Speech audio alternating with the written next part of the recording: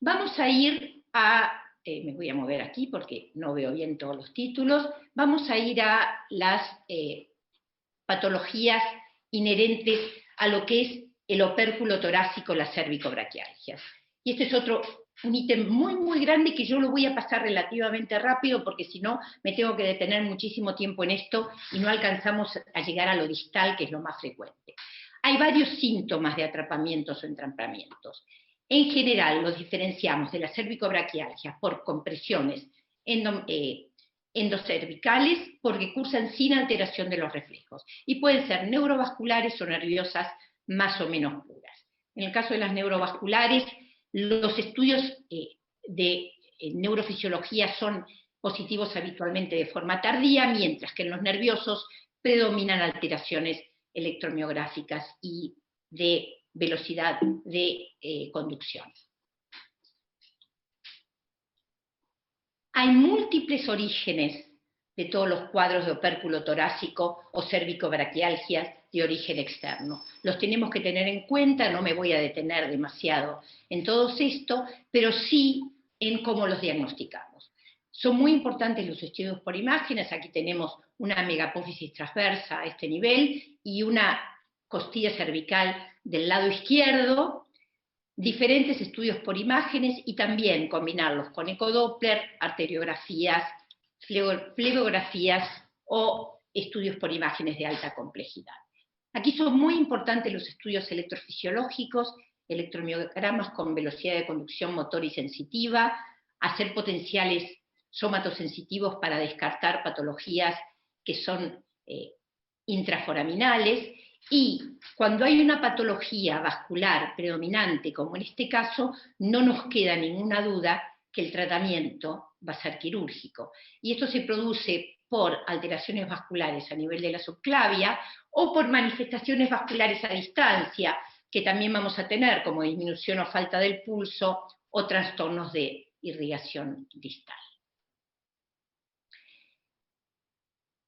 Estos atrapamientos neurovasculares se pueden dar dentro del marco de un síndrome de opérculo torácico, dentro del marco de lo que se llaman los síndromes de hiperabducción por compresión a nivel de la coracoide, ya sea por el pectoral menor o por el córaco braquial, o por malformaciones del plexo como es el síndrome de Jones.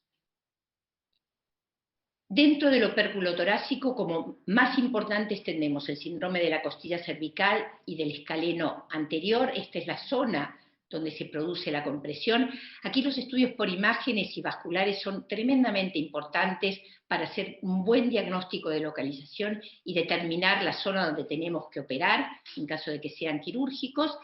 Y lo que tenemos que recordar es que estos pacientes, cuando tienen una costilla cervical o una megapófisis, la tuvieron siempre. Y hay un determinado momento en que empieza la sintomatología. Entonces tenemos que tratar de retrotraernos siempre que sea posible a un tratamiento de rehabilitación hasta que se nos demuestre que ese tratamiento no es suficiente. Yo les decía que de la mayoría de las personas con costilla cervical, solamente el 9% va a tener síntomas. La mayoría de los pacientes con síntomas no tiene costilla, sino que tiene una banda fibrosa que comprime. Y la extirpación de la misma tiene que posponerse hasta haber agotado, yo les decía, todos los tratamientos. Aquí tenemos una costilla cervical, aquí tenemos dos costillas cervicales, en este caso no había sintomatología, y aquí tenemos la forma en que la costilla se articula con la primera costilla. Inicialmente es muy importante que los rehabilitadores y las rehabilitadoras entiendan todos los tratamientos de rehabilitación. No vale ni la magneto, ni ultrasonido, ni electroanalgesia. Lo que valen son los ejercicios posturales y la rehabilitación de todo lo miofacial. Yo en particular no utilizo bloqueos anestésicos, pero cuando ya tenemos esta alteración vascular y los síntomas no ceden, indefectiblemente tenemos que ir a hacer la resección o de la costilla o de la banda fibrosa que provoca la sintomatología. El síndrome del escaleno anterior lo que va a producir es una compresión a nivel del tronco inferior con una atrofia tardía de los intrínsecos y la prueba de Addison reproduce los síntomas. Hay bloqueo del pulso con prueba de Addison, la hacemos a nivel y con abducción y rotación externa. La prueba de Wright en realidad nos está hablando de una compresión por un síndrome de hiperabducción, ya sea por un pectoral menor o por un ligamento de Caldani.